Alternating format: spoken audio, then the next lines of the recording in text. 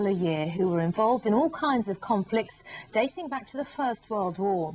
Tonight, Mark Gough talks to a survivor of a more recent conflict who's now fighting his own personal battle.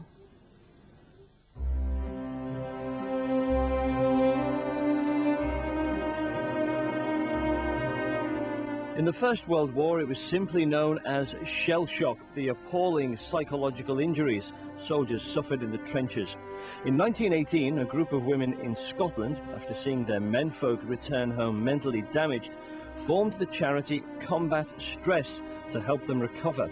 Today, it's still helping service personnel. This is one of their centres in Newport in Shropshire. Lyndon Beardmore from Leek in Staffordshire fought in the First Gulf War, and there was one incident which changed him forever. It was when we hit the Basra Road. The Basra Road, you can imagine, is like the M6 motorway in Great Britain. And they were all cars pepper potted. The RAF came along, they pepper potted the positions so that we could go in there and have less hostility towards us, sort of thing. And we got there, and there was like cars that were on fire, there was bits of people here, bits of people there. It was quite an horrific scene. It was carnage, total carnage, you know. I was 18 years of age when I went to the Gulf. I turned 19 over there, and since I came back from the Gulf, there's been a catalogue of disasters, failed marriages, can't hold jobs down, can't sleep in the evening, smell burning flesh in the evening, you know, which to be honest with you, really does get you down, you know, and I'm lucky if I'm getting 4 hours sleep a night. Is that every night? And that's every night, yes. I have flashbacks during the day where, for example, I'll be walking down the street and I'm getting very paranoid about walking down the street. I'll be checking for snipers. I'll be checking for where's the best cover to get down just in case anything kicks off. I'm always aware of danger. Really, I'm still fighting the Gulf War, to be honest with you, daily. I've lost myself, the youth. I've lost my youth. I haven't flowered. On the contrary, I've been to prison. I've been in and out of institutions. I haven't got a mortgage. I haven't got a wife. I haven't got a lot of things that you may take for granted. Lyndon, like the rest of the servicemen and women, comes here for up to 6 weeks of the year for help and support with his psychological problems.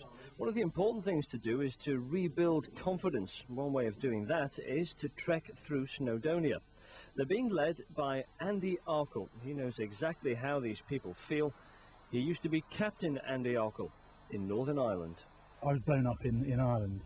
I was a platoon commander in Ireland in the late 80s, and we were on foot patrol, and the bomb was detonated right next to the patrol, and there's no way of describing an experience like that. Well, it's like dying, and that's quite a challenge to live with. The whole of what I'd been up until that moment was dead, and I had to find out how to live from scratch again. And that was the clear impression, even from a few seconds after the blast, was whatever I was before now is finished, it's dead. So why is it helpful for the chap and the lady today to come up here? Well, really for the same reason it's helpful for me. My background is pretty much identical with a lot of the guys who come on this thing. It's quite hard work, it's fresh air, and a lot of the complications of your normal life and a lot of the worries just slip away. So that's why it works for them, and that's why it carries on working for me. It's vital. At the end of the day, when I'm at home, I never go out, to never leave the house or whatever, and to be absolutely out here is absolutely fantastic. To be free, you know. And like I said to you yesterday, I'm continually fighting the Gulf War, but out here you forget about your problems and your concerns, and you leave that all at home until I do go back, you know. But you asked me the question, what is it like to be out here? It's fabulous, as you can see for yourself. It doesn't get any better than that, you know. Tomorrow night, how the treatment is helping these men look forward to a happier future and to a normal life.